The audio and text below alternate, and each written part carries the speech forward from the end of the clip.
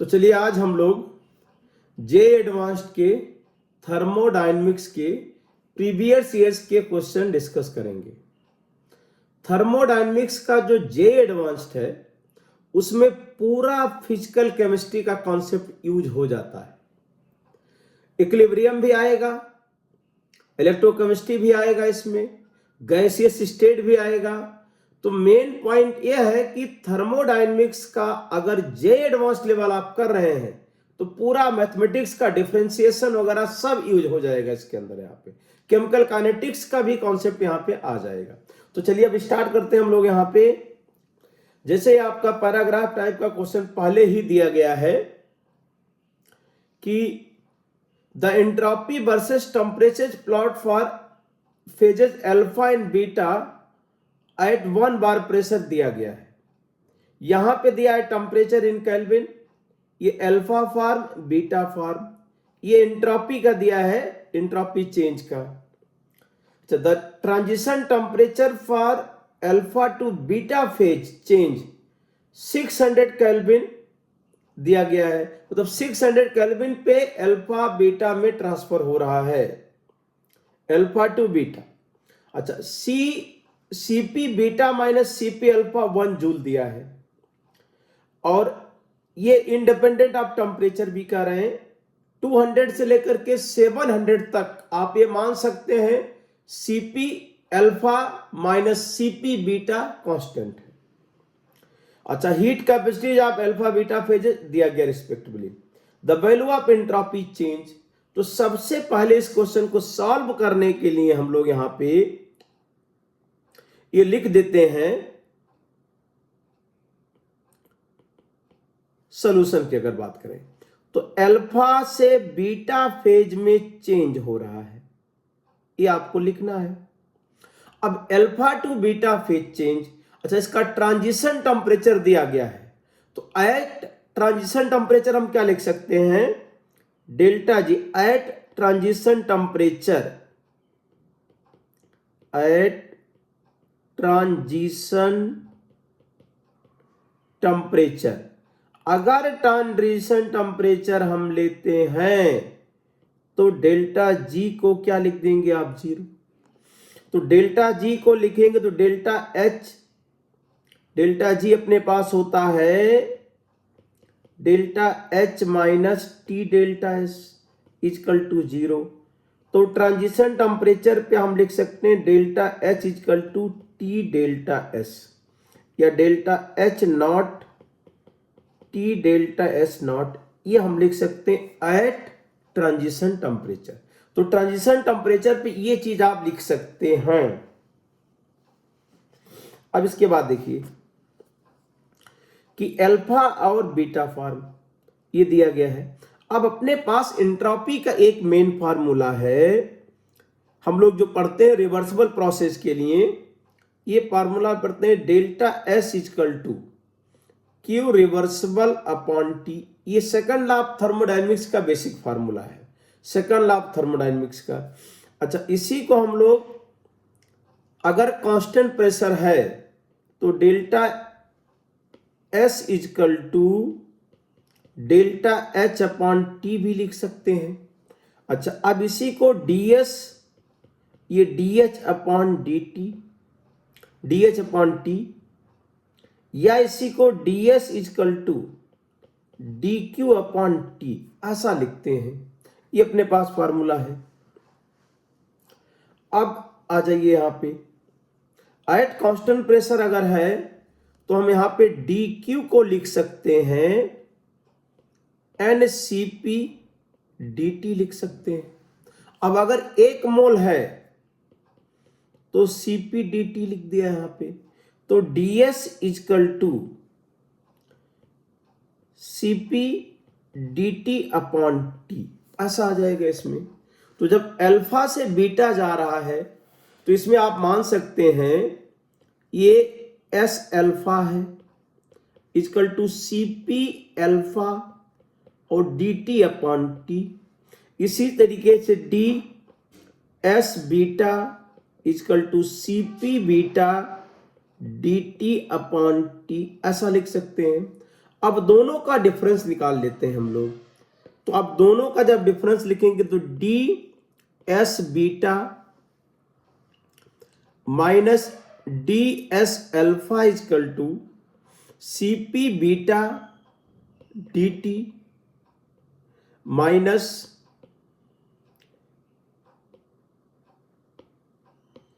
सी P beta D T upon T minus C P alpha D T upon T. अब ये C P beta minus C P alpha और ये D T upon T, या इसी को हम लिख सकते हैं D S beta minus S alpha. तो ये हो जाएगा डी और ये डेल्टा एस मान लेते हैं। तो C P beta minus C P alpha और ये डी टी अपॉन टी। अब ये करें कि अल्फा से बीटा फेज जब बन रहा है तो एंट्रोपी चेंज यहां पे आ गया।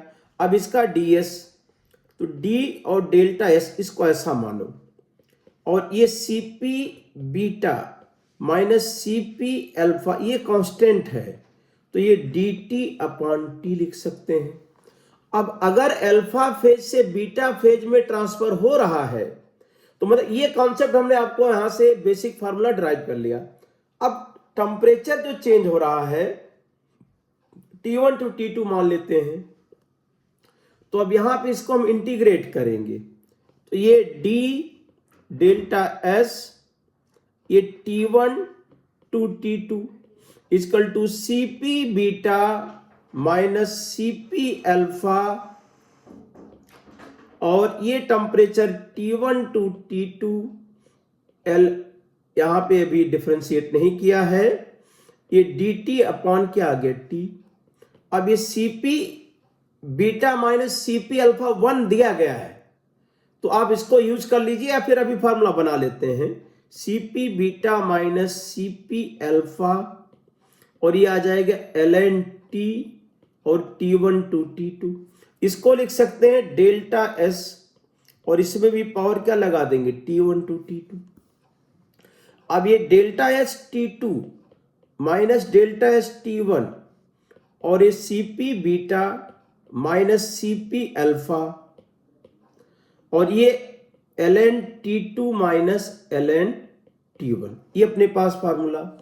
अच्छा, अब ये CP beta minus CP alpha और ये ln T2 बाई T1, ऐसा आ गया formula.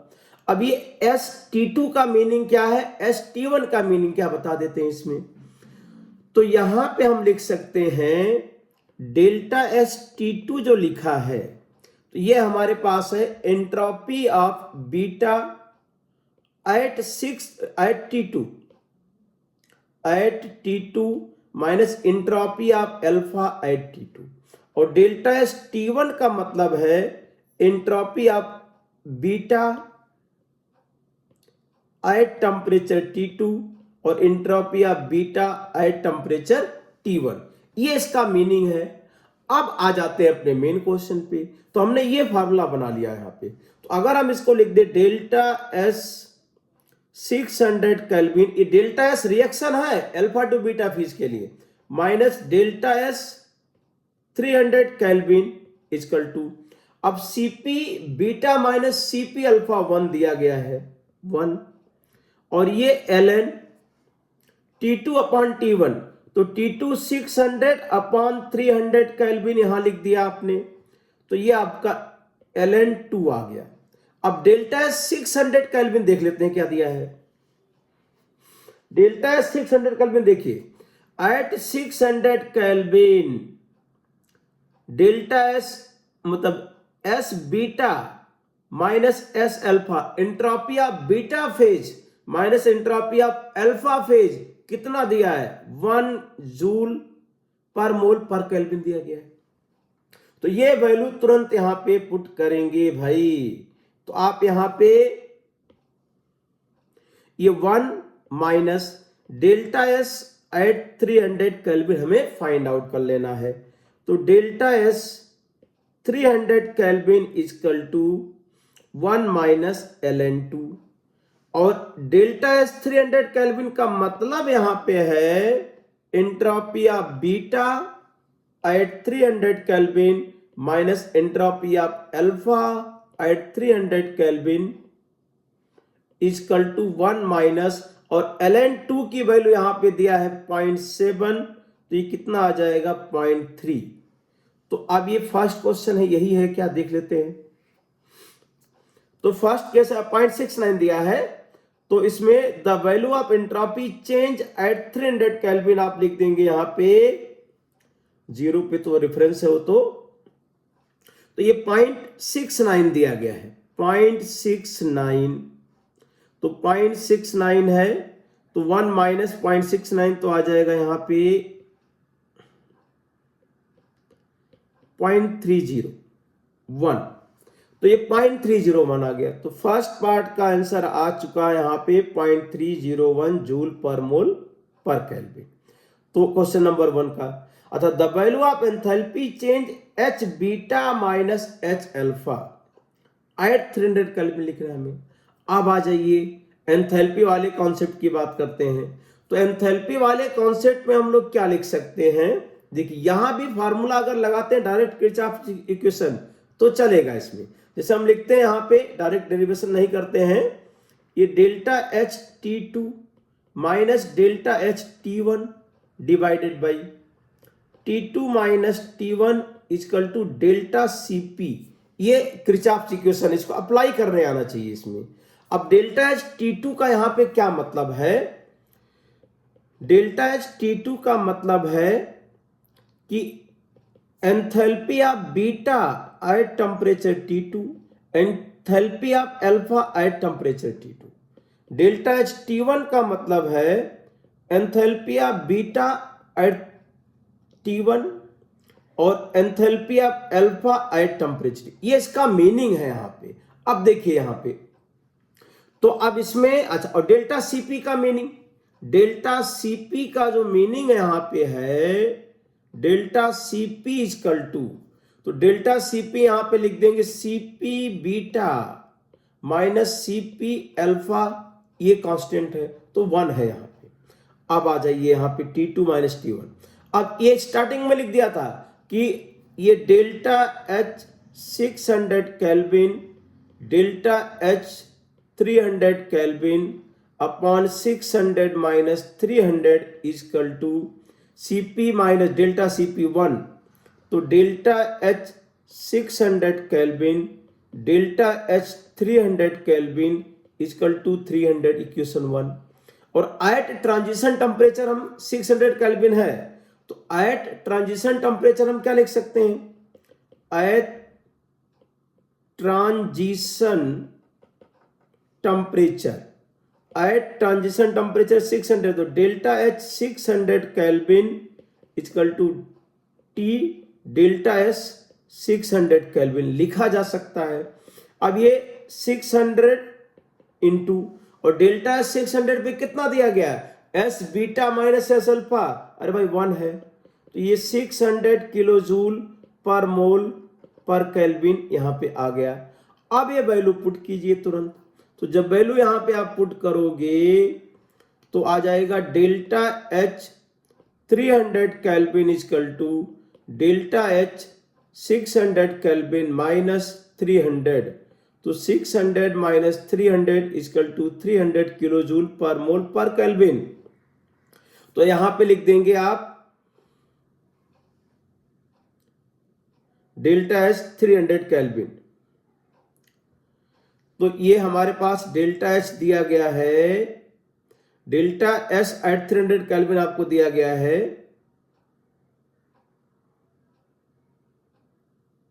Delta H eight 300 kelvin हमें फाइंड करना है। तो वैल्यू पुट कर देते हैं यहां पे,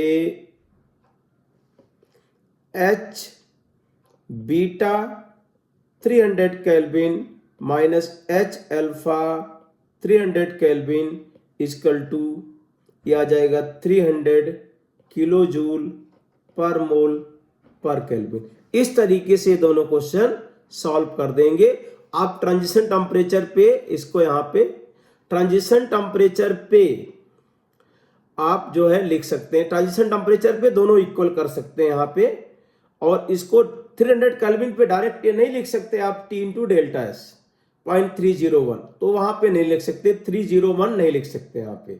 तो इसीलिए कहा जाता है कि जनरली डेल्टा एच या डेल्टा एस टेम्परेचर के साथ बहुत ज्यादा वेरी नहीं करता। तो इस तरह से इसको यहाँ पे रिलेट कर देंगे। अब आ जाइए क्वेश्चन नंबर 3 देखते हैं। In a 1 litre container 6 moles of A undergoes the reaction, A2P बनता है।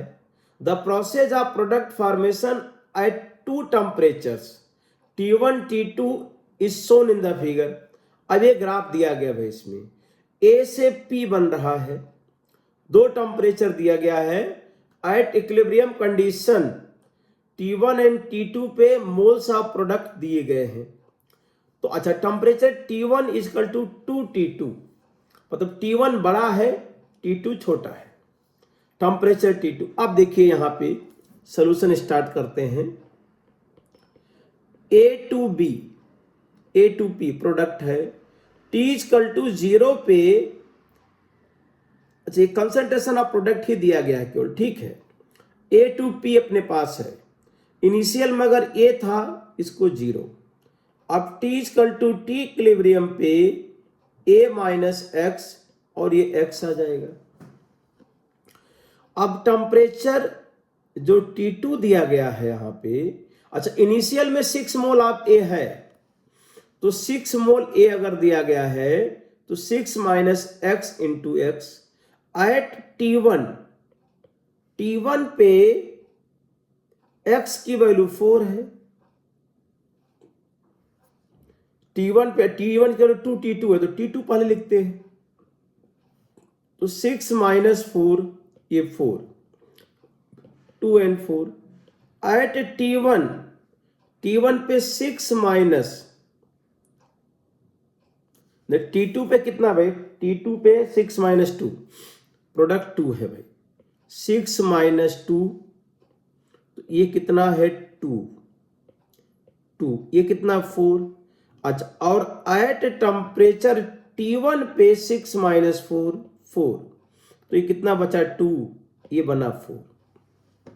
तो eight temperature T1 and T2 दोनों दिए गए अपने पास, तो T2 टेम्परेचर पर हम लोग क्या लिख सकते हैं, K2 concentration of P upon concentration of A। तो T2 टेम्परेचर पे P दिया गया है 2 और A दिया है 4, तो ये 1/2 आ गया। एट टेम्परेचर T1 जो 2T2 है, मतलब T1 बड़ा है, तो K1 कितना दिया है, P अपॉन A, तो P यहां पे कंसंट्रेशन कितना है भाई, कंसंट्रेशन ऑफ P 4 है और A 2 है, 4/2 कितना आ गया 2।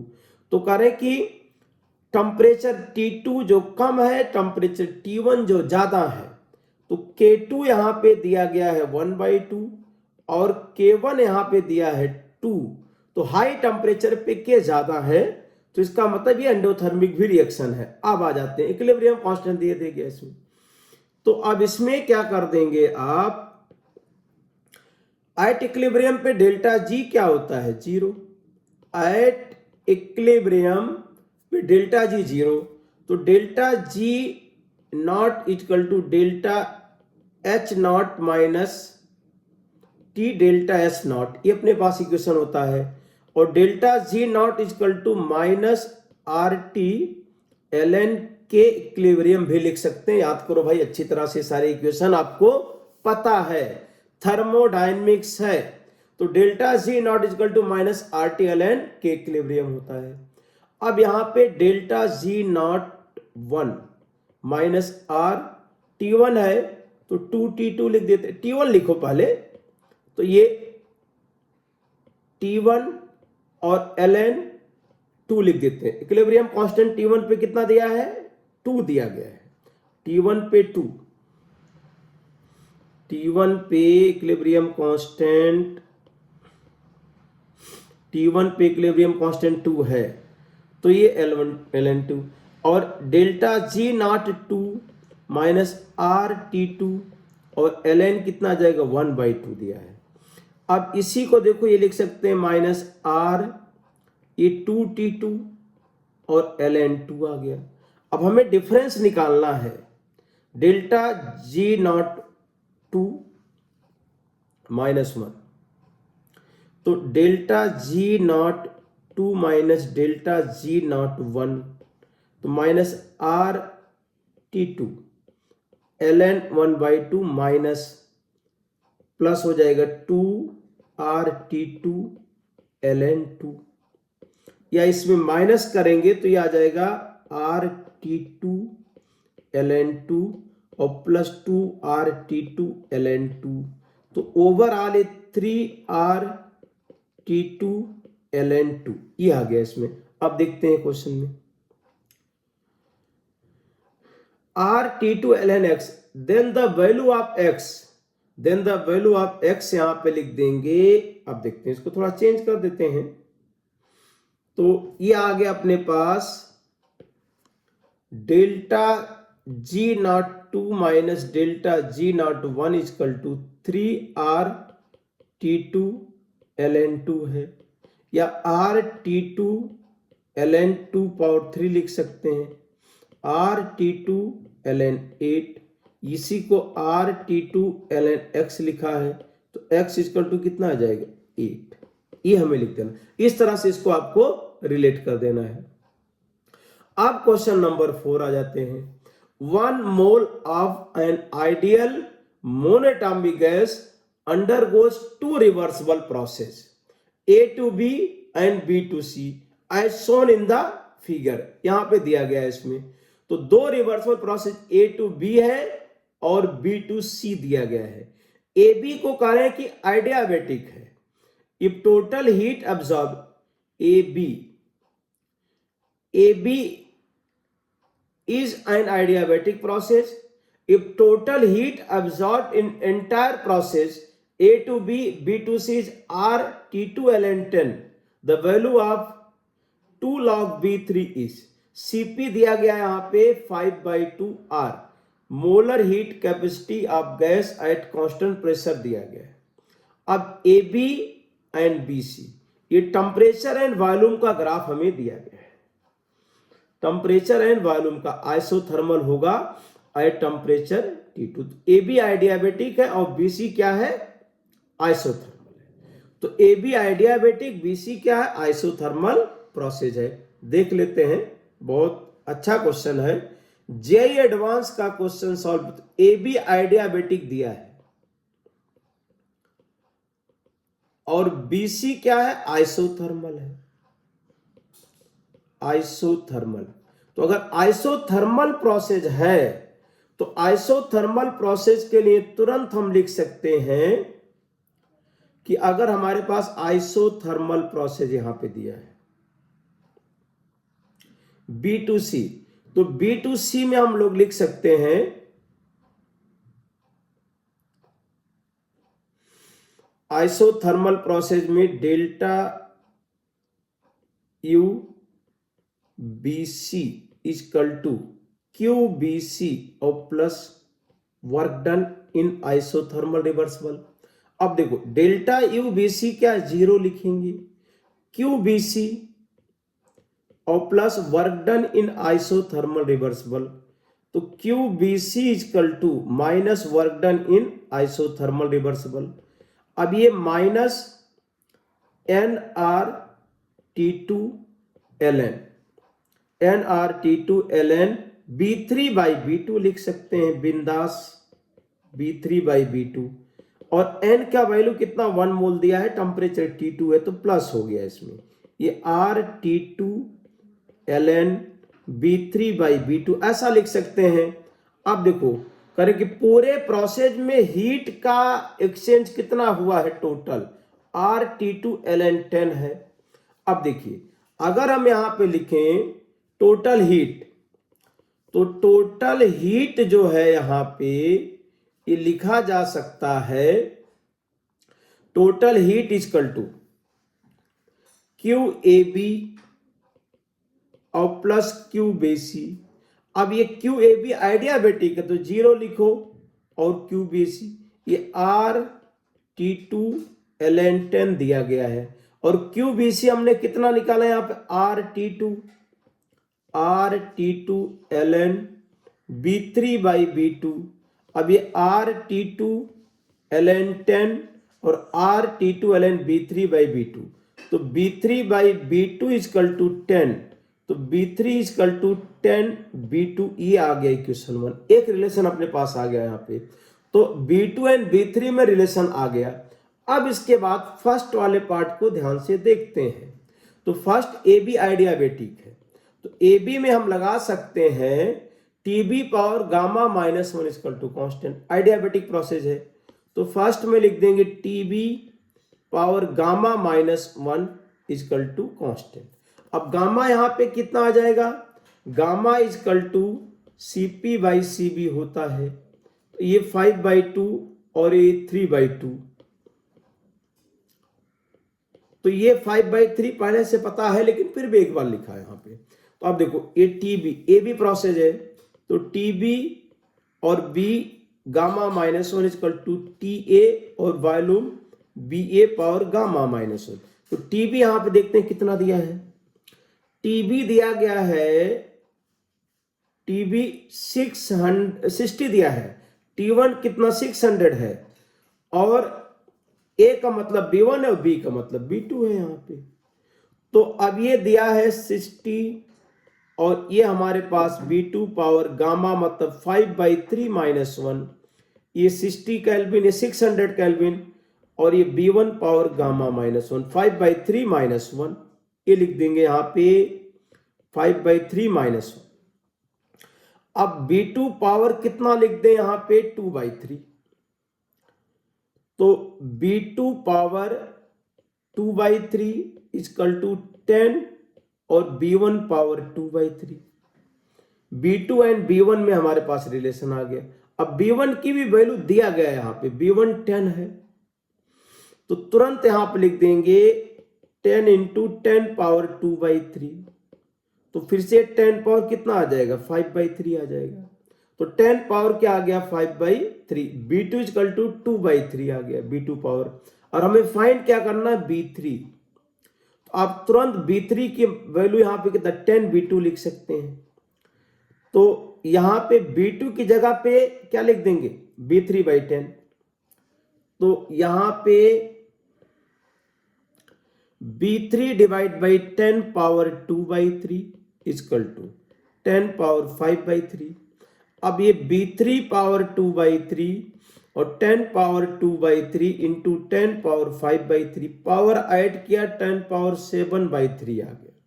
तो अब इसका लॉग ले लेते हैं, तो अब ln B3 power 2/3 ln 10 power 7/3, अब ये 2/3 ln B3 7/3 ln 10, तो 2 ln B3 is equal to 7 ln 10, या फिर ऐसा लिख सकते हैं 2 log B3 is equal to 7 log 10 लिख सकते हो, log 10 1 हो जाएगा, तो 2 log B3 कितना आ जाएगा 2 log B3 इजकल टू 7, यही हम लोगों को फाइंड आउट करना था। तो 2 log B3 यहां पे कितना हो गया 2 log B3 इजकल टू 7 लिख देंगे। तो ये कह रहे हैं कि आपको ये कॉन्सेप्ट यहां पे यूज करना था, तो आपको तुरंत रिलेट करना है कि किसका हमें यूज करना है। तो आइडियाबेटिक के लिए T एंड B दिया गया था, उसके हिसाब से रिलेट कर दिया, और BC का आइसोथर्मल था तो वहां पे रिलेशन तुरंत अप्लाई कर दिया यहां पे।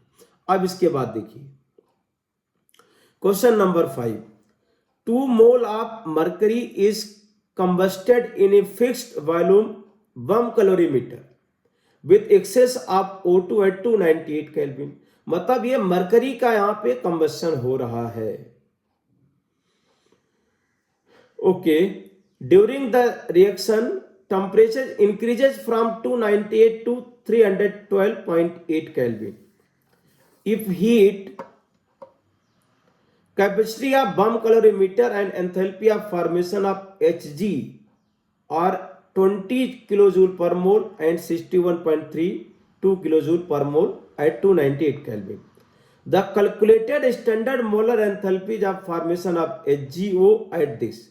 Calculated standard molar enthalpy of formation of HgO find करना. अब देखिए इसको जब हम लोग स्टार्ट करें तो हमें फाइंड क्या करना है, ये Hg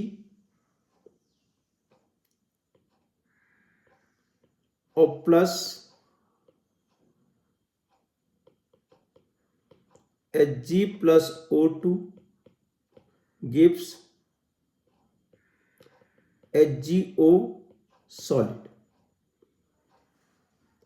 The calculated standard molar enthalpy of formation of HgO at 298 Kelvin. ये हमें फाइंड करना है. तो ये फाइंड करना standard enthalpy of formation of HgO,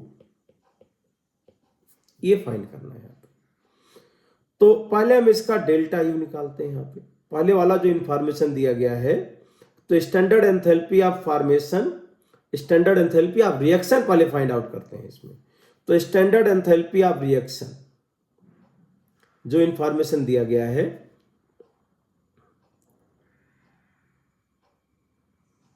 हाँ हमें ये फाइंड करना है. ये मतलब ये इसका मीनिंग है. अगर पूछा गया standard enthalpy of formation of HgO तो ये इसका मीनिंग है. अब आगे जो इंफॉर्मेशन दिया है इसको देखते हैं कि Hg gaseous plus O2 gives HgO solid.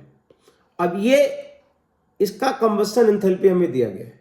ये combustion standard if the heat capacity of bomb calorimeter this and okay the temperature increases from this if heat capacity of bump and enthalpy of formation of Hg, अच्छा enthalpy of formation of Hg हमें दिया गया इसमें, और 2 मोल Hg combustion कर रहे हैं आप फिक्स्ड वॉल्यूम ऑफ एट इतना. तो एंथैल्पी ऑफ कंबशन पहले निकालते हैं. ठीक है, तो ये कंबशन हमें दिया गया है यहाँ पे. Hg plus O2 gives HgO, ये 1/2 कर देते हैं यहाँ पे. तो ये करें कि पहले हम standard enthalpy of combustion of Hg निकालें. यहाँ पे ये फाइंड करना है. अब ये कंबशन से टेम्परेचर यहाँ पे बढ़ा, तो डेल्टा यू को क्या लिख सकते हैं हम लोग, डेल्टा यू इक्वल टू यहाँ पे जितनी हीट रिलीज हुआ, तो 2 मोल का कंबशन हुआ इसमें, 2 मोल Hg मरकरी का कंबशन कर रहे हैं इसमें. इससे टेम्परेचर कितना इंक्रीज किया, 2 मोल इनके. तो टोटल हीट इवॉल्व कितना हो पहले पता कर लेते हैं. टोटल हीट इवॉल्व यहां पे तो Q आ जाएगा ये ms डेल्टा T और plus ms delta T. If heat capacity दिया गया है तो आप ये फॉर्मूला यूज कर लीजिए, Z इंटू डेल्टा T. अच्छा, ये कह रहे हैं कि 2 मोल के कंबशन से इतना हीट मिलेगा, Z इंटू डेल्टा T. तो 1 मोल से जो हीट मिलेगा वही डेल्टा U हो जाएगा. तो Q अपान क्या लिख देंगे, 2. अब यहां पे Z दिया गया Q अपान 2. तो Q है Z इंटू डेल्टा T और डिवाइड बाई 2. Z यहां पे कितना दिया है, 20 किलो जूल दिया है, तो माइनस साइन लगा देंगे, हीट रिलीज होगी यहां पे. तो 20 इंटू डेल्टा टी कितना हो गया, तो 312.8 और 298.08. 12 में से 8 गया 4 और 11 में से 9 गया 14.2. तो यहां पे आ जाएगा 14.8 डिवाइडेड बाई 2. तो ये आ जाएगा -148 किलो जूल पर मोल आ गया इसमें. ये डेल्टा यू आ गया इसमें, standard enthalpy of combustion delta U. अब इसके लिए पहले हम क्या निकालेंगे, डेल्टा एच नॉट. तो डेल्टा एच नॉट जब निकालेंगे यहां पे, तो डेल्टा यू नॉट और प्लस डेल्टा NgRT वाला फॉर्मूला लगाएंगे. ये -148 किलो जूल है, डेल्टा एन जी यहाँ पे कितना दिया है, दोनों गैसियस हैं तो -3/2 है, -3/2। आर की वैल्यू कितना दिया है, 8.3 है, 8.3 इंटू टी कितना है, 298 है। अभी -148 किलो जूल -3/2 इंटू 8.3 इंटू 298। जब इसको सॉल्व करेंगे तो ये माइनस यहां पे आ जाएगा 3.7, तो 1.148 और 3.7 तो 3.7 अगर हम यहां पे ऐड करेंगे 148 और 3.7 अगर लिखें तो 151, तो ये 3.7 के आसपास, तो ये -151.7 किलो जूल पर मोल के आसपास आ जाएगा ये डेल्टा एच। तो एंथैल्पी ऑफ कंबशन आ गया एट कांस्टेंट प्रेशर कितना, -151.7 के आसपास यहां पे आ गया एंथैल्पी ऑफ कंबशन ऑफ यहां पे मरकरी। अब इसके बाद देखिए तो -151.7 के आसपास, इसको आप मल्टीप्लाई करेंगे, जो इसका आंसर आएगा वही लिखा जाएगा यहाँ पे माइनस। ठीक, अब इसके बाद देखिए हमारे पास जो रिलेशन दिया गया है यहाँ पे -151.7 यहाँ लिख दिया। अब इसके बाद में हमारे पास फाइंड करना standard enthalpy of formation of HgO, तो इसके लिए हम डेल्टा एच रिएक्शन लिख देंगे। तो standard enthalpy of formation of HgO equal to enthalpy of formation of HgO। यहां पे जो एंथैल्पी ऑफ रिएक्शन है, standard enthalpy of reaction equal to standard enthalpy of formation of HgO minus standard enthalpy of formation of Hg, ये gaseous. अब ये दिया -151.7 के आसपास है equal to standard enthalpy of formation of HgO हमें लिखना है, और ये दिया गया है -61.32। तो standard enthalpy of formation of HgO equal to आ जाएगा ये हमारे पास -151.7 और प्लस 61.32, ये 61.32 शायद दिया गया है। अब दोनों को माइनस कर देते हैं, तो 151.7 61.32, तो इसको अगर माइनस करें 10 में से 2 गया 8, ये कितना 3 और ये 0 और 15 में से 6 गया ना, तो ये -90.38 के आसपास आ गया इसमें। तो स्टैंडर्ड एंथैल्पी ऑफ फॉर्मेशन, आप क्वेश्चन में पूछ रहे हैं कि मॉड ऑफ एक्स लिखना है, तो अगर हम यहाँ पे मॉड ऑफ एक्स लिखें तो कितना 90.38 किलो जूल पर मोल आ जाए। तो इतना कॉन्सेप्ट यहाँ पे आपको यूज करना था। तो बम कैलोरीमीटर में जो हीट रिलीज होती है उससे पहले डेल्टा यू पता करते हैं, और डेल्टा यू से फिर डेल्टा एच पता कर दिया जिस रिएक्शन का कंबशन किया गया था। अब वो डेल्टा एच रिएक्शन आ गया हमें, तो डेल्टा एच रिएक्शन जब आ गया तो enthalpy of formation of product minus enthalpy of formation of reactant करेंगे, ये गिवन है, ये फाइंड करना था। यहाँ पे 90.38 आ गया। तो इस तरीके से एक अच्छा क्वेश्चन था, ये आपको इस तरह से सॉल्व करना था। अगला क्वेश्चन देखिए, 1 mole of an ideal gas at 900 kelvin. तो यहां पे 900 केल्विन पे undergoes the reversible process 1 followed by 2 as shown below, ये आपको दिया गया है। If the work done by the gas in the 2 process are same, the value of ln B3/B2। अच्छा क्वेश्चन है।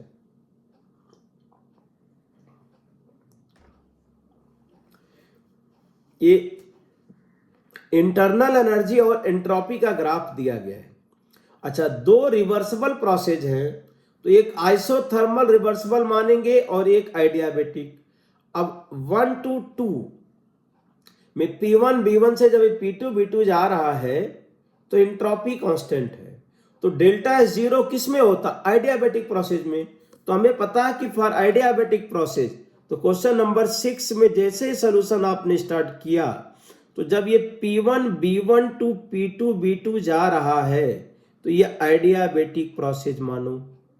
अगर ये एडियाबेटिक प्रोसेस है तो डेल्टा एस यहाँ पे 0 लिख देंगे, सिस्टम भी 0, सराउंडिंग भी 0, तो डेल्टा एस टोटल भी 0 है। तो delta S total 0 for adiabatic process. तो तुरंत आप ये 1 to 2 मतलब ये A to B जो दिया है ये एडियाबेटिक प्रोसेस है। अब अगर A to B में जा रहा है तो Q भी तो 0 होता है यहाँ पे एडियाबेटिक प्रोसेस के लिए। तो अब इसमें अगर हम डेल्टा U फाइंड करें तो जब यहाँ पे P1 B1 से P2 B2 जा रहा तो डेल्टा U हमें फाइंड करना है। तो देखिए आप ऐसा मान सकते हैं कि U2 upon R minus U1 upon R equal to कितना है, ये U2 upon R minus U1 upon R, तो ये माइनस 450 अपॉन R, ये प्लस माइनस 2250 और बटा R, तो ये आ जाएगा delta U upon R equal to minus 1800 बटा R क्यों लिखोगे, तो ये डेल्टा U कितना आ जाएगा माइनस 1800 R आ गया इसमें। तो जब A टू B जा रहे एडियाबेटिक में तो आपका डेल्टा U आ गया 1800 R आ गया।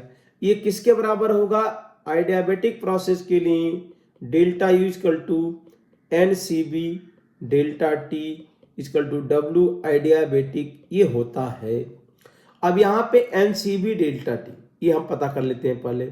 तो ये CB कितना दिया 5/2 R दिया गया है, तो ये हमारे पास है माइनस 1800 R और ये 1 मोल है 5/2 R डेल्टा T।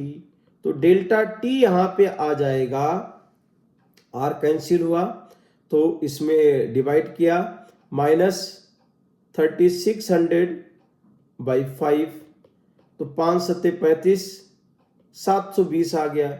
और ये T2 माइनस T1 तो T2 equal to T1 minus 720, T1 दिया 900 माइनस 720 तो ये 180 केल्विन आ गया।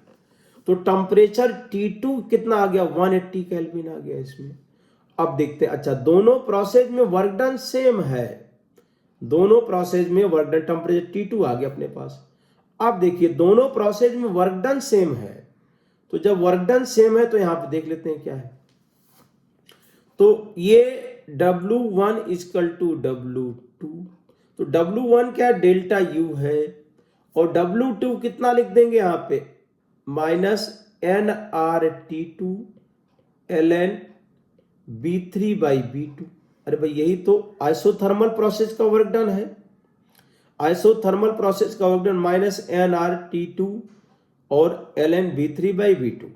और ये आपका फर्स्ट प्रोसेस में वर्क डन जो था डेल्टा U के बराबर है, तो डेल्टा U के बराबर है तो डेल्टा U माइनस 1800 R दिया गया है, minus 1800 R minus R into 180 temperature निकाल लिया ln B3/B2, तो ln B3/B2 equal to R cancel करो इसमें माइनस, तो 1800 बटा 180 ये 10 आ जाएगा भाई। तो ln B3/B2 कितना आ जाएगा 10, ये 10 लिख देंगे, ln B3/B2 कितना हो जाएगा 10। अच्छा क्वेश्चन था इसमें, इजी भी था ये। अब क्वेश्चन नंबर 7 देखिए, N ideal gas undergoes a reversible isothermal expansion from state 1 to state 2 followed by a reversible adiabatic expansion from state 2 to state 3. The correct plot responding the changes from state 1 to state 3rd is, देखते हैं भाई ये करें कि 1 to 2 ये कैसा process है, reversible isothermal है, और 1 to 2 फॉलोड बाय रिवर्सिबल आइडियाबेटिक।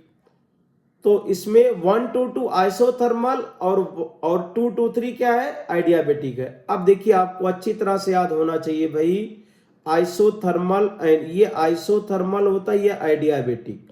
तो आइडियाबेटिक प्रोसेस का स्लोप ज्यादा होता है, तो ये अगर इसको मानते हैं आइसोथर्मल, इसको आइडियाबेटिक, तो फर्स्ट करेक्ट हो जाएगा। अब सेकंड में देखते हैं क्या है, पीटी ग्राफ की बात करें तो आइसोथर्मल अगर है तो आइसोथर्मल मतलब 1 to 2 प्रेशर टेम्परेचर कांस्टेंट, ठीक है, सही हो सकता है। और आइडियाबेटिक 2 to 3 में अगर हम यहाँ पे टेम्परेचर डिक्रीज करेंगे तो प्रेशर भी डिक्रीज करेगा। तो PB power gamma equal to या पीटी पावर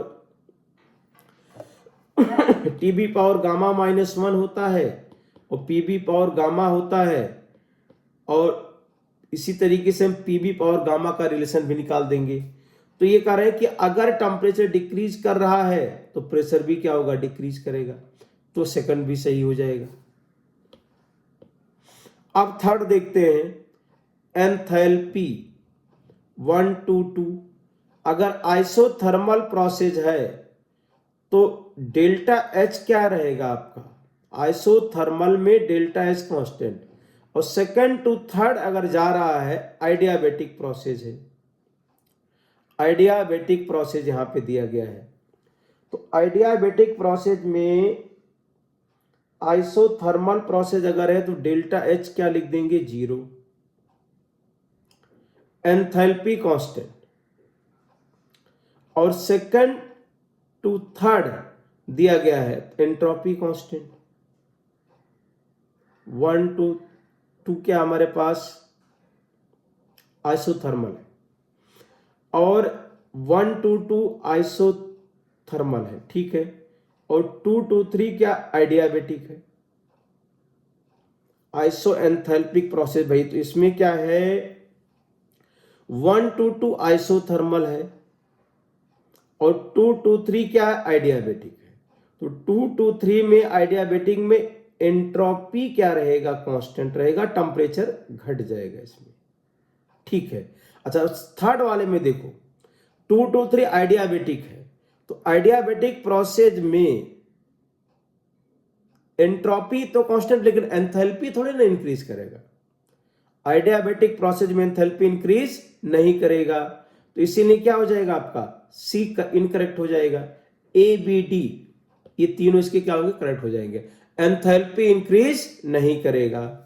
अगला क्वेश्चन देखिए, क्वेश्चन नंबर 8 और 9, बहुत ही इंपॉर्टेंट क्वेश्चन, बहुत अच्छा क्वेश्चन दिया गया है। For the reaction x to y, y plus z, plot of ln pz upon p0 versus log 10 power 4 upon t is given है d ln k upon d on upon t delta h upon r, ये delta h not होगा, और ये आपका p0 कितना 1 bar दिया गया है, और इसमें कह रहे हैं कि आपका वेयर pz प्रेशर और gas I temperature t and p0 equal to 1 bar दिया है, ठीक है। अब देखिए स्टार्ट करते हैं इसको भाई। ये कंपाउंड X है जो सॉलिड है, इससे बन रहा है Y सॉलिड एंड Z क्या हो रहा है, गैस। 1 बार प्रेशर पे रिएक्शन हो रही है, ये कहना चाह रहे हैं। अब इसमें अगर हम के इक्विलिब्रियम लिखें तो पार्शियल प्रेशर ऑफ Z और डिवाइड बाई कांस्टेंट प्रेशर जो दिया गया उसके रिस्पेक्ट में मान सकते हैं, और ये 1 दिया तो PZ ही लिख सकते हैं आप। अच्छा एट इक्विलिब्रियम कंडीशन पे x एंड y तो क्या है, सॉलिड है, तो कोई इसमें इसका एक्टिव मास लिया नहीं जाएगा। The value of standard enthalpy for the reaction और the value of delta S for the given reaction at 1000 kelvin, ये हमें फाइंड करना है। अब ग्राफ को ध्यान से देखो, यहां पे जो हमें इंफॉर्मेशन दिया है, जो आर्हेनियस इक्वेशन के हेल्प से इक्विलिब्रियम कांस्टेंट जो हम लोग लिखते हैं k equal to a e power minus delta h upon RT, ये अपने पास होता है। तो अगर हम ln k लिखते हैं यहां पे, ln k equal to minus delta h upon RT और प्लस ln a आ जाएगा। तो अगर इसको हम यहाँ पे लिखते हैं डी एल एन नेचुरल, इसका आपका डी एल एन डिफ्रेंशिएट करते हैं minus delta H upon R D one upon T और plus D L N A, ये कांस्टेंट है। तो हमारे पास ये रिलेशन आ जाएगा D L N K divide by D one by T equal to minus delta H not upon R, यही दिया गया है delta H not upon R, ये रिलेशन हमें दिया गया है। मतलब ये जो ग्राफ अपने पास है तो हमें पता है कि अगर हम ये ग्राफ बनाते हैं ये L N K equal to minus delta H upon R T और प्लस एल एन ए का जो ग्राफ बनता है अपना, वो ग्राफ ऐसा भी बन सकता है और एंडोथर्मिक में थोड़ा उल्टा हो जाएगा, स्लोप पॉजिटिव हो जाएगा। ये 1/t और ये ln k और 1/t का ग्राफ ये होता है।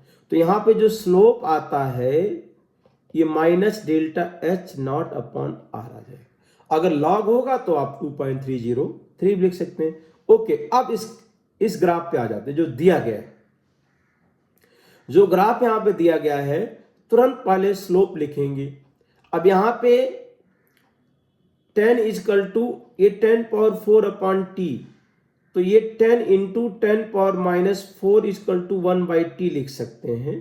तो 10 power minus 3 equal to 1/t, तो t कितना हो जाएगा 1000 केल्विन आ जाएगा। जरूरत पड़ेगी तो यूज करेंगे इसमें। ओके, तो अब यहां पे तुरंत स्लोप लिखेंगे। स्लोप निगेटिव दिखाई दे रहा है इसका, तो स्लोप यहां पे लिख देंगे slope equal to y2 minus y1 upon x2 minus x1 वाले कॉन्सेप्ट से लगा देंगे। तो ये y2 हमें दिया गया है -7 माइनस 3 डिवाइड बाई x2। अब x2 माइनस x1, तो x2 यहाँ पे 1/t का हमें ग्राफ चाहिए था, तो 1/t x2 को यहाँ पे लिख सकते हैं 12 into 10 power minus 4, 10 into 10 power minus 4, तो ये आ जाएगा -4 divide by 2 into 10 power minus 4, तो 2 इंटू 10 पावर 4, ये स्लोप आ गया यहाँ पे।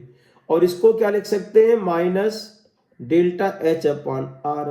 तो यहाँ पे डेल्टा एच की वैल्यू आ जाएगी 2 into delta H equal to 2 into 2r into 10 power 4। अब r की वैल्यू हमें दिया गया है, r की वैल्यू यहां पे है 2 इंटू 8.314 इंटू 10 पावर 4, मल्टीप्लाई करते हैं तो delta H equal to 2 into 8.314 into 10 kilo joule, इसको लिख सकते हैं। मल्टीप्लाई कीजिए, 2 चौक 8, 2 का नम 2 3 6, 2 8 16, 166.28 किलो जूल आ गया इसमें। तो डेल्टा एच की वैल्यू कितना 166.28, तो डेल्टा एच यहां पे लिख देना है 166.28 किलो जूल पर मोल पर केल्विन, पर मोल लिख दिया। इसमें डेल्टा एच की वैल्यू आप इस तरह से इसको रिलेट कर देंगे। The delta S in kilo joule for the reaction at 1000 kelvin. Okay, 1000 kelvin का मतलब हो गया यहां पे कि 10 power 4 upon T equal to अगर 10 लिख दें तो यहां पे टेम्परेचर कितना आ जाएगा 1000 केल्विन आ जाएगा। तो अपने पास जो रिलेशन है ln k equal to minus delta H upon R, ln k एक बार फिर से देखो यहां पे, हाँ ln k, हाँ 10 पे का मतलब 1000, ln k equal to minus delta H upon R, ये सॉलिड लाइन आपको दिया गया है। एट इक्विलिब्रियम पे डेल्टा जी क्या लिख देंगे आप 0। फाइंड क्या करना है पहले देखो इसमें the value of delta S not for the given reaction at 1000 kelvin, यहाँ पे तो एट 1000 केल्विन फाइंड करना। ओके, तो 1000 केल्विन डेल्टा एस नॉट,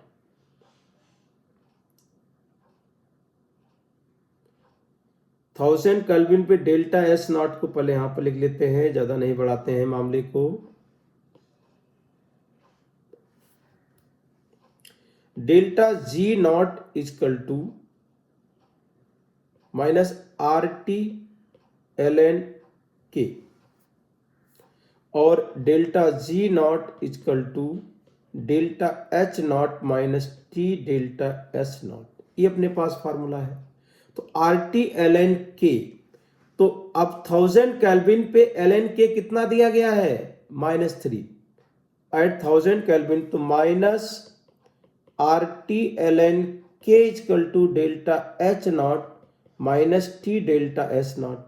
अब ये आर टी 1000 केल्विन है, R into 10⁻³ into -3 is equal to delta H not minus 1000 into delta S not.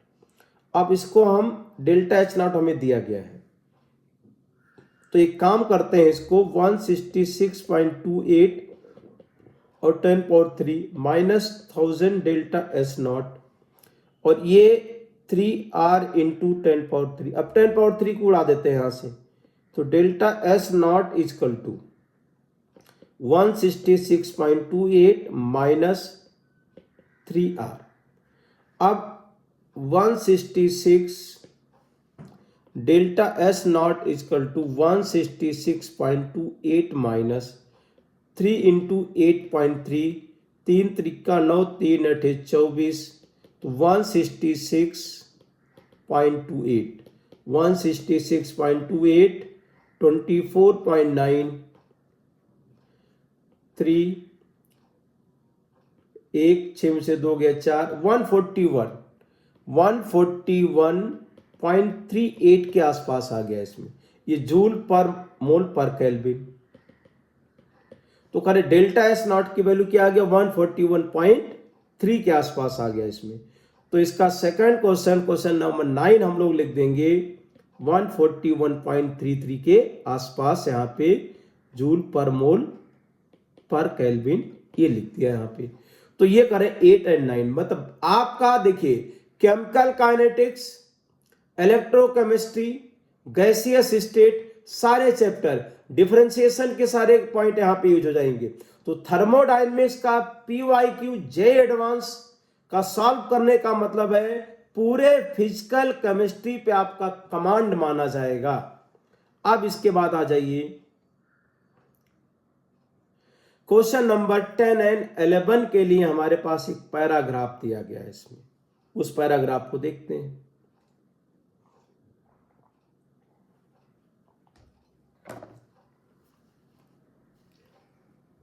The amount of energy required to break a bond is same as the amount of energy released when the bond form। Okay, concept है कि bond formation में जो energy release होती है bond association में use होगी।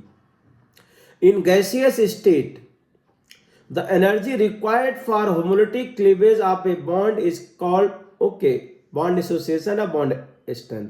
Bond association energy affected by the S character of the bond and ठीक this. अब यहाँ पे CH3 CH बॉन्ड की एनर्जी आपको दिया गया है होमोलिटिक फिशन में, CCl का दिया गया एंडोथर्मिक प्रोसेस, CH3Cl का दिया है 85, HCl का दिया गया इतना। ओके, अब क्वेश्चन क्या पूछ रहे हैं, for the following reaction the correct statement is initial step is exothermic with delta H equal to -58। गलत है। अब देखिए जब हैलोजिनेशन ऑफ एल्केन होता है तो उसकी बात कर लेते हैं। हैलोजिनेशन ऑफ एल्केन वाला जो कॉन्सेप्ट है, halogenation of alkene, halogenation of alkene का जब कॉन्सेप्ट है, अब यहां पे जो दिया गया एल्केन वही पकड़ते हैं, CH4 है तो सी एल्केन, तो CH4 और प्लस Cl2, लाइट की प्रेजेंस में हीट करें CH3Cl और प्लस HCl बना। तो जो इनिशिएशन है, इनिशिएशन की अगर बात करें तो स्टेप 1 यहां पे क्या इनिशिएशन है, इनिशिएशन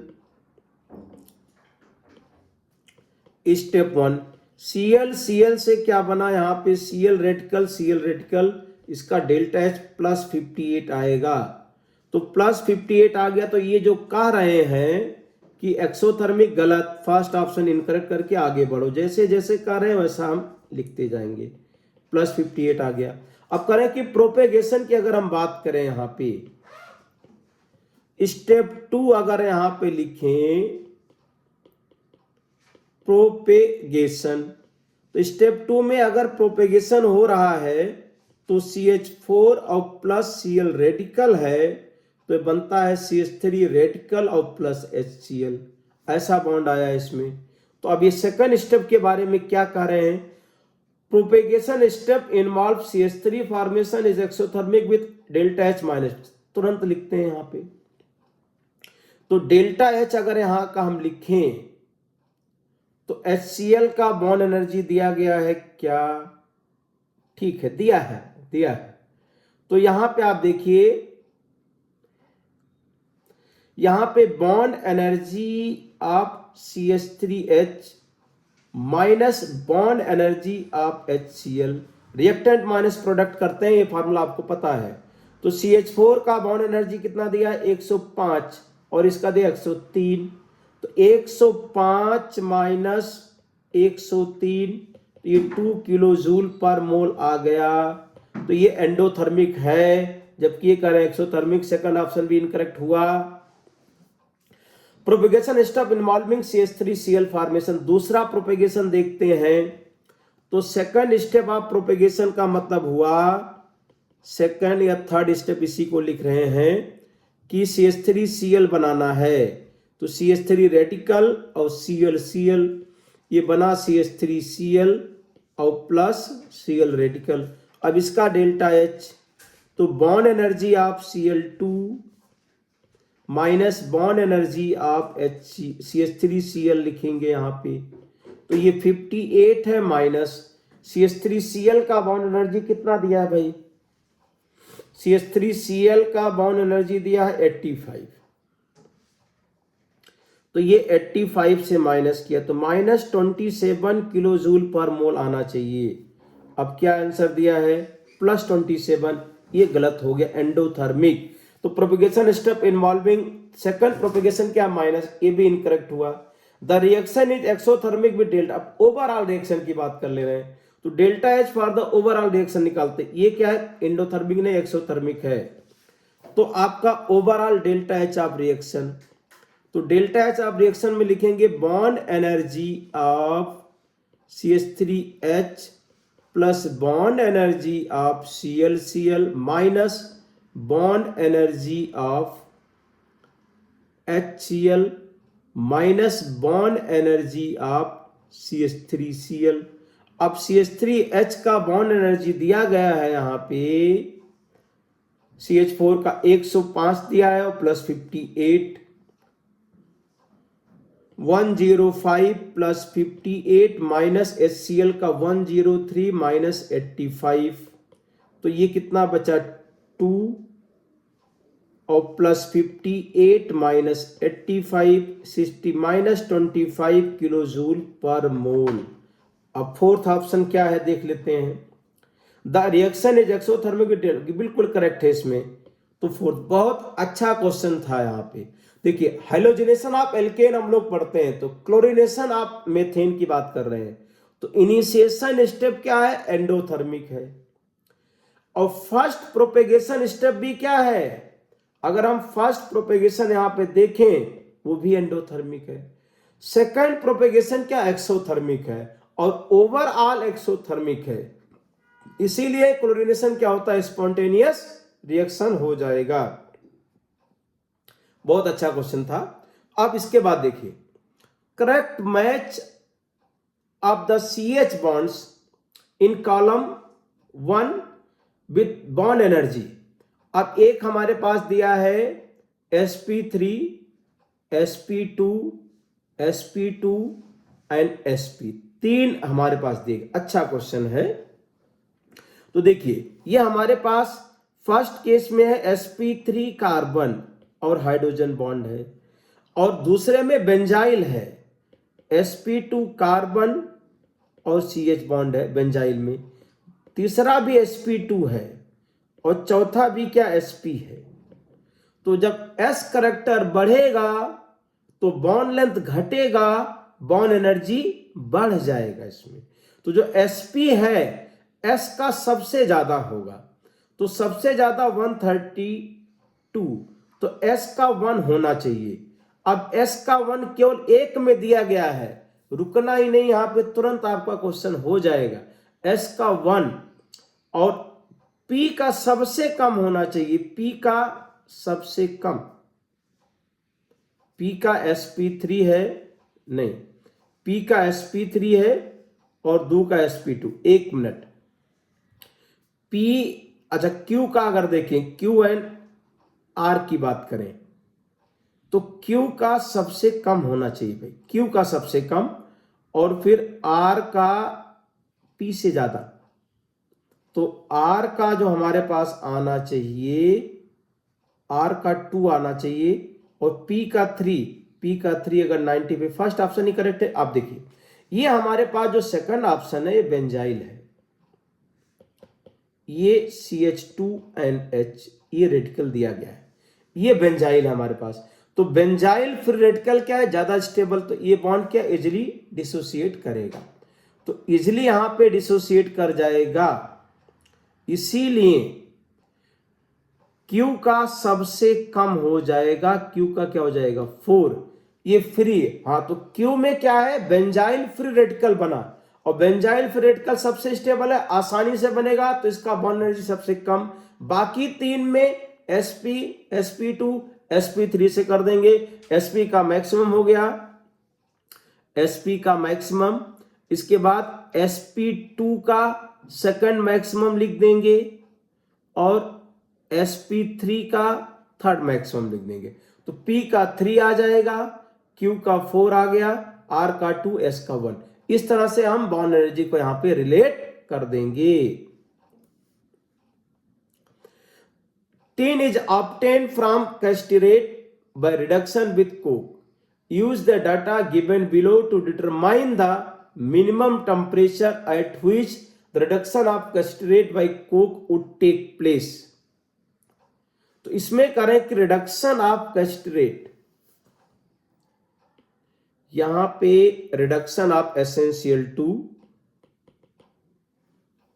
SnO2 प्लस H2, ये बना Sn प्लस H2O। तो enthalpy of formation of SnO2 दिया गया है, एंथैल्पी फॉर्मेशन ऑफ CO2 दिया है, एंट्रोपी ऑफ SnO2 दिया है, एंट्रोपी ऑफ Sn दिया है, एंट्रोपी सभी का दिया गया है इसमें। Assume that the enthalpy and entropy temperature dependent नहीं है। Given to determine the minimum temperature at which the reduction of coke would be take place. तो पहले यहां पे डेल्टा H ऑफ रिएक्शन निकालो। तो enthalpy of reaction delta H equal to standard enthalpy of formation of Sn plus standard enthalpy, ये लिख देंगे 2H2O और यहां लिखेंगे 2H2। तो SnO2 का रिडक्शन हो रहा है by coke, okay by coke है, by coke not by hydrogen, plus carbon gives Sn और प्लस CO2। तो इसमें standard enthalpy of formation of Sn, standard enthalpy of formation of CO2 minus standard enthalpy of formation of SnO2 और minus standard enthalpy of formation of coke carbon, ये हमें relation यहां पे लिखना है। तो standard enthalpy of formation of SnO2 दिया गया है, CO2 दिया है, Sn एंड कोक का 0 मानेंगे, तो SnO2 and product minus reactant, तो ये 0 और प्लस ये -394 माइनस SnO2 का कितना दिया है -581 और ये 0 लिख दिया, तो 581 माइनस 394, तो 394, 11 में से 4 गया 7 और 14 में से 9 गया 5, 4 में से 3 गया 1, तो ये 157 आ गया। 157 यहां पे 94 150, फिर से देख लीजिए एक बार, 7 में से 9 तो 17 में से 8 9 17 होता 8 हो जाएगा भाई 187। ये 187 यहां पे आ गया स्टैंडर्ड एंथैल्पी ऑफ रिएक्शन। अब एंट्रोपी निकाल लेते हैं, तो डेल्टा एस रिएक्शन का, तो entropy of tin plus entropy of CO2 minus entropy of SnO2 minus entropy of coke carbon. तो टिन का एंट्रोपी यहां पे दिया गया है 6, टिन का एंट्रोपी कितना दिया 52 और CO2 का दिया 210। 52 प्लस 210 माइनस 6 माइनस कोक का 6 दिया है और SnO2 का 56 दिया है। तो अगर हम यहां पे 52 एंड 56 कितना आ गया 62 आ गया। 52 को माइनस करो पहले, तो इसमें कह रहे हैं कि हमारे पास 210 एंड 52 6 ये आ गया हमारे पास 262 और 56 और 6 कितना 62 आता, ये 200 आ गया इसमें, तो -200 जूल पर मोल पर केल्विन आ गया डेल्टा एस। तो एट इक्विलिब्रियम मिनिमम टेम्परेचर मतलब डेल्टा जी को क्या होना चाहिए, नेगेटिव होना चाहिए या फिर जीरो होना चाहिए। तो डेल्टा जी इक्वल टू अगर हम जीरो लिखें तो डेल्टा एस लिखेंगे टी डेल्टा एस, तो T equal to delta H upon delta S. Delta H 187 divided by 200 into 10 power 3 है 10 पावर 3। अब इसको माइनस कीजिए, तो इसमें अगर हम लिखें 1870 बाई 2, 2 9 18 2 3 2 25 935 केल्विन। मिनिमम टेम्परेचर कितना 935 केल्विन पे क्या होगा SnO2 का रिडक्शन होगा, मतलब डेल्टा जी निगेटिव हो या जीरो हो तो तभी आपका रिडक्शन यहाँ होगा। तो इसका आंसर लिख देंगे हम यहाँ पे 935 केल्विन। अभी तक हमने 12 क्वेश्चन यहां पे डिस्कस कर लिए। अब जो है हम लोग नेक्स्ट लेक्चर में देखेंगे। अभी हमने जेई एडवांस्ड के थर्मोडायनेमिक्स के 12 क्वेश्चन डिस्कस किए, इसमें बहुत अच्छे कॉन्सेप्ट यूज हुए हैं। अगर थर्मोडायनेमिक्स का जेई एडवांस का PYQ अगर आप सॉल्व कर ले रहे हैं, मतलब पूरे फिजिकल केमिस्ट्री पे आपको कमांड है। इसके लिए आपको इलेक्ट्रोकेमिस्ट्री भी पढ़ना पड़ेगा, काइनेटिक्स भी पढ़ना पड़ेगा, केमिकल इक्विलिब्रियम भी पढ़ना पड़ेगा, गैसेस स्टेट भी पढ़ना पड़ेगा, तो आपका पूरे फिजिकल पे कमांड माना जाएगा। अब नेक्स्ट लेक्चर में और PYQ डिस्कस करेंगे। Thank you.